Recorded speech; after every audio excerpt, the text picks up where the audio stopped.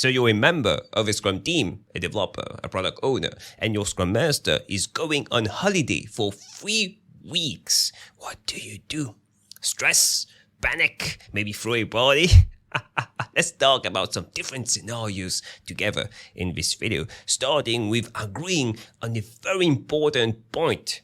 What does a Scrum Master do? What's the goal of a Scrum Master? As per the Scrum Guide 2020, the Scrum Master is accountable of 2 things. First, ensuring that Scrum is being implemented correctly. As per the Scrum Guide, the Scrum framework is being implemented correctly in the team and in the organization. And second, ensuring that the team is effective. And the Scrum Master role, job, it's an accountability. It can even be a shared accountability in the team. It's not a role, it's not a job, it's an accountability, which can obviously be assigned to a single person in the team or shared across team members. Remember, a Scrum team is cross-functional and self-managed, and one of the ultimate goals of a Scrum Master, maybe you have someone specific doing the role for the team, one of the ultimate goals of this person is to ensure that the team meets the accountabilities. Is effective, is using the Scrum framework correctly, if the Scrum Master is here or not. So we can safely say that a Scrum Master going on leave with a mature team, when the team is already mature, there's no real difference because the team is already fulfilling these accountabilities. But for a new team, an immature, agile team, when the Scrum Master goes on leave, it can create chaos in the team because the Scrum Master might be doing too many things.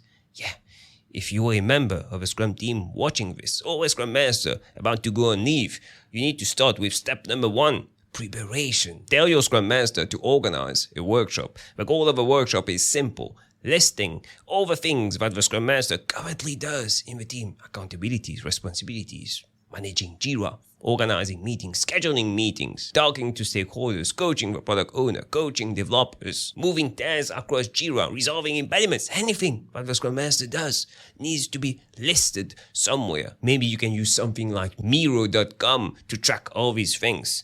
For each one of these items, can someone else in the team do it? Remember, the team is self-managed. Scrum Master Role. Accountability of the whole team. It can be shared across the whole team. Can someone else do this particular activity? Maybe facilitating the next retro. The Scrum Master here, or the product owner, shouldn't be assigning work to team members. No, the team is self-managed, self-organized. They should be able to decide together based on their capacity, their skills, their knowledge. Who will do what? Don't force them to take up these tasks. Let them come up, step in, and do these activities. The next question, can they actually do these activities?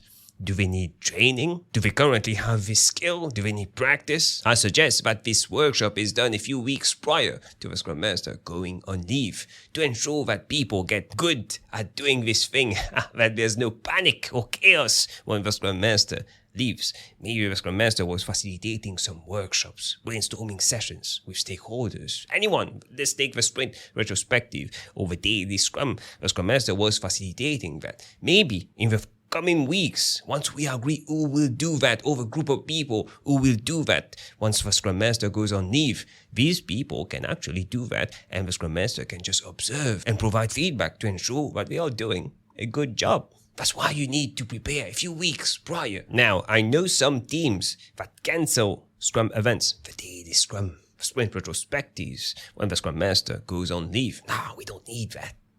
3 weeks, that's nothing. Once the Scrum Master comes back, we can start doing these events again. No, we won't be doing that as developers. Let the Scrum Master do that.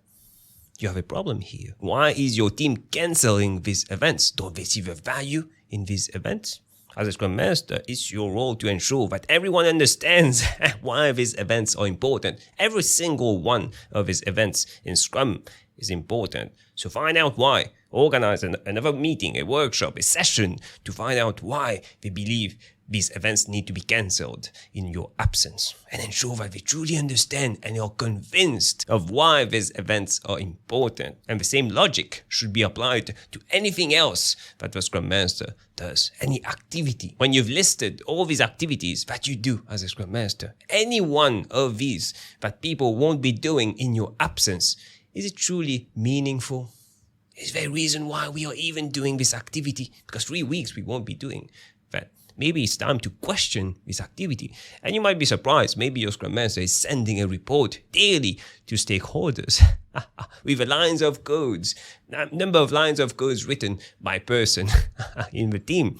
Maybe the Scrum Master is scheduling something with stakeholders that you were not even aware of. Maybe it's time to stop doing these things. Question if you're a member of a Scrum team or even a Scrum Master watching this, question everything. You are a Scrum Master watching this. You did all your prep work. You went on leave. Now you're back. What should you do?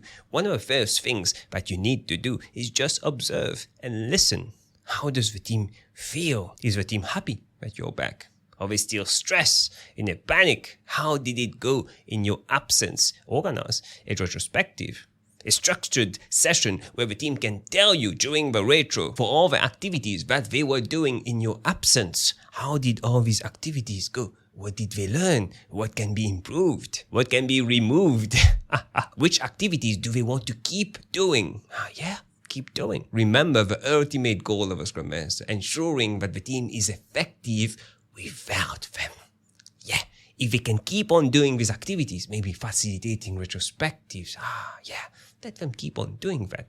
Your goal is to ensure that they are effective as long as they are doing a good job. Your goal is to ensure that they do these things so that maybe one day you can move on to the next team because this team is already mature. Now, one last thing before going on leave, ensure that you at least give your emergency contact only for emergencies.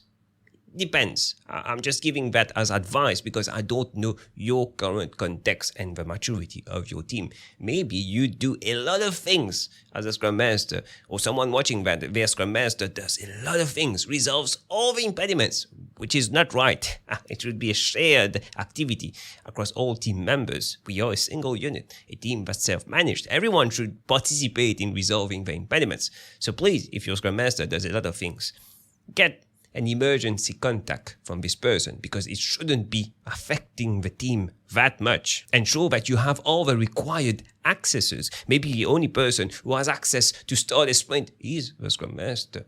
Ensure that you have the required accesses. Again, when you're doing the workshop and listing all the things that the Scrum Master does, remember, we said, can the person actually do that? Do they have the skills, knowledge required to do that? Do we need to practice? And also, do they have access to do that? The application or the access in order to be able to do that. Which brings me to my next point. If you want more tips, insights on Agile Scrum personal growth, click on the video that stands out the most on the screen right now, and I'll see you in a few seconds.